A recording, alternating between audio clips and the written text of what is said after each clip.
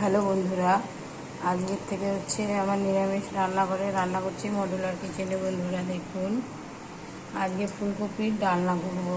এখানে ফোড়নে দিয়েছি গোটা লং, এলাচ, দারচিনি, শুকনো লঙ্কা, তেজপাতা আর ফুলকপি আলুগুলোকে ভালো করে ভেজে রেখেছি।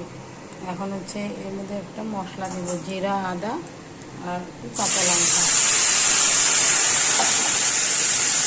দিয়ে করছি। বন্ধুরা দেখাচ্ছি, জিরা, আদা, লঙ্কা, কাঁচা লঙ্কা এটা হচ্ছে একটু বেটে দিয়েছি। আর হচ্ছে এখানে অ্যাড করব হলুদ, জিরের গুঁড়ো, লাল লঙ্কার গুঁড়ো,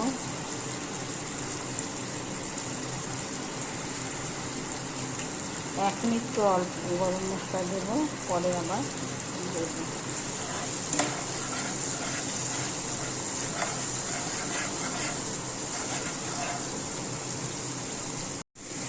ধনের গুঁড়ো অ্যাড করবো বন্ধুরা।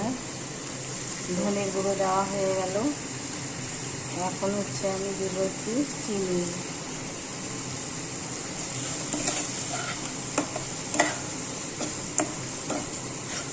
এরপরে কয়েকটা গোটা কাঁচা লঙ্কাও চিনি দেবো।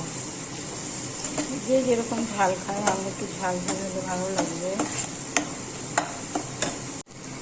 একটা চিরা কাঁচা লঙ্কা দিয়ে দিলাম। এই মশলাটাকে একটু ভাজা ভাজা করে নিয়ে তারপরে ফুলকপি আলু ভাজাগুলো দিয়ে দেবো।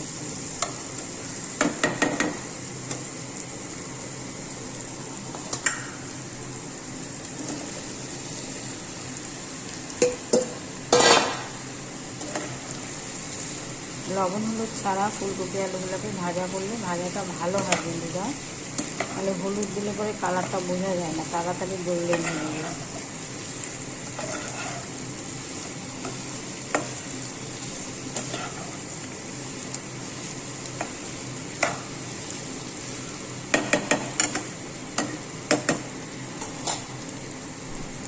একটু ভালো করে ভাজা করে নিয়ে সামান্য একটু জল দিয়ে ঢেকে থাকবো, পরে আবার জল দেবো।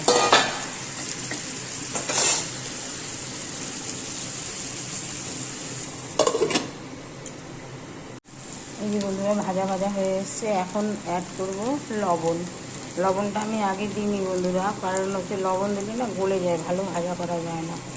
সেই জন্য লবণটা আমি এখন দেবো। তারপরে একটু ভাজা ভাজা করে জল দিয়ে ঢেকে রেখে দেবো। আপনারাও এইভাবে চেষ্টা করবেন বন্ধুরা, তাহলে ভাজাটা ভালো হয়। লবণ দিলে গলে যায়, মশলাগুলোও কষানো যায় না, ক্যাটকাটা হয়ে যায়। ফুলকপি আলুর সাথে সব মশলা লবণ দিলে তাড়াতাড়ি গলে যায়, সেই জন্য লবণটা একটু পরে দিলে পরে ভালো হয়।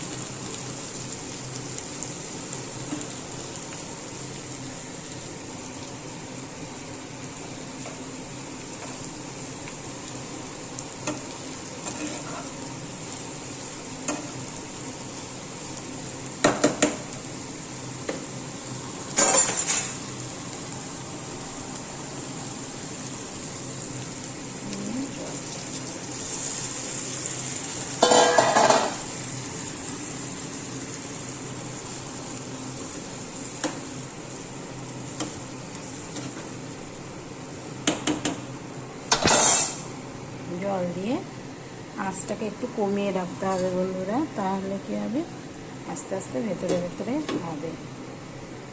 আঁচটা একটু কমিয়ে রাখতে হবে।